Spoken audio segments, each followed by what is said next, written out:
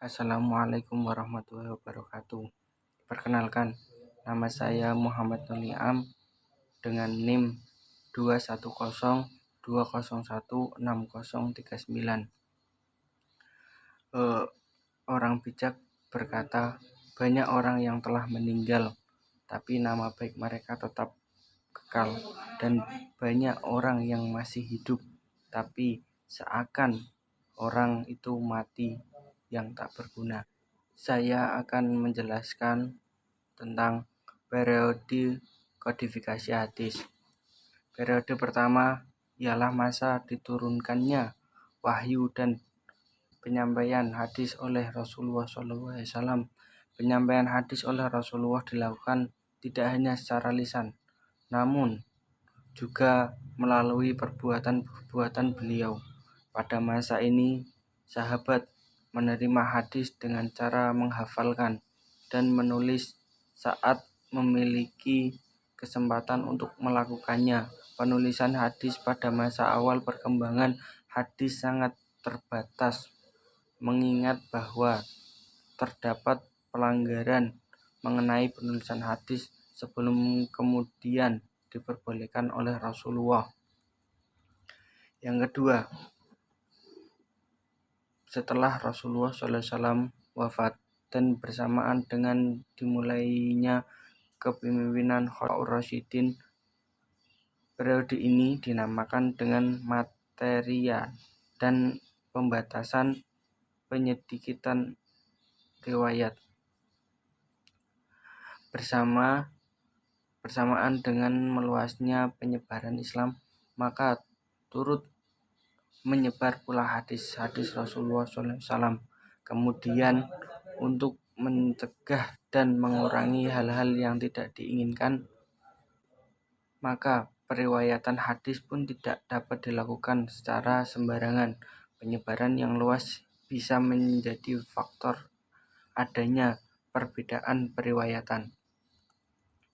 Periode ketiga dimulai bersamaan juga dengan berakhirnya masa Khulafaur Rasyidin. Periode ini hadis sudah menyebar ke berbagai wilayah, bahkan hingga ke Afrika. Maka dari itu dinamakan dengan intisyaru al-riwayah.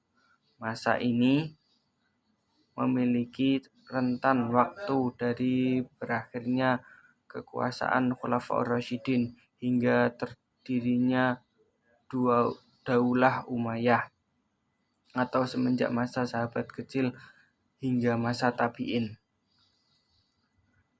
Periode keempat. Periode ini dimulai sangat penting, yaitu pada masa ini mereka terjadi pembukuan hadis, sebagaimana kitab-kitab hadis yang kita temui pada hari ini. Salah satu karya tertua yang dapat kita temui hingga hari ini ialah Al-Muwatta, karya Imam Malik bin Anas. Masa kodifikasi hadis merupakan titik balik dari perkembangan hadis, baik dari segi periwayatan dan penyebaran hadis dan juga kajian-kajian mengenai hadis itu sendiri. Dan latar belakang kodifikasi hadis ialah pada saat itu daerah kekuasaan Islam semakin luas, namun di lain kemampuan para tabi'in dalam menghafal hadis tidak sama. Kemudian ada gejolak politik yang sudah terjadi cukup lama mendesak sang Khalifah Umar bin Abdul Aziz untuk mengambil sebuah tindakan guna menyelamatkan hadis dari kemusnahan dan pemalsuan secara umum.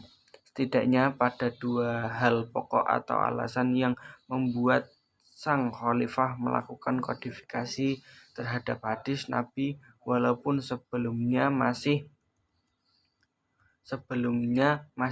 diperselisihkan antara boleh atau tidaknya. Pertama, banyaknya para ulama menghafal hadis. yang meninggal di medan perang, membuat sang khalifah khawatir akan hilangnya hadis Nabi. Kedua, dengan semakin sedikitnya para penghafal hadis, maka dikhawatirkan akan tercampur antara hadis-hadis yang sahih dan yang palsu. Dan usaha untuk tadwin atau pembukuan hadis sebenarnya sudah dilakukan sejak awal zaman Nabi masih hidup. Hanya saja waktu itu masih banyak perdebatan antara boleh dan tidaknya usaha untuk pembukuan hadis tersebut. Hal itu dibuktikan dengan adanya suhuf yang sudah ada sebelum adanya kodifikasi, misalnya suhuf as-sodiqoh karya Abdullah bin Amr bin As Sahifah yang terdapat dalam kitab hadis yang berjudul Musnad karangan Imam bin Hambal. Sekian dari saya, kurang lebihnya mohon maaf. Billahi taufiq wal hidayah. Wassalamualaikum warahmatullahi wabarakatuh.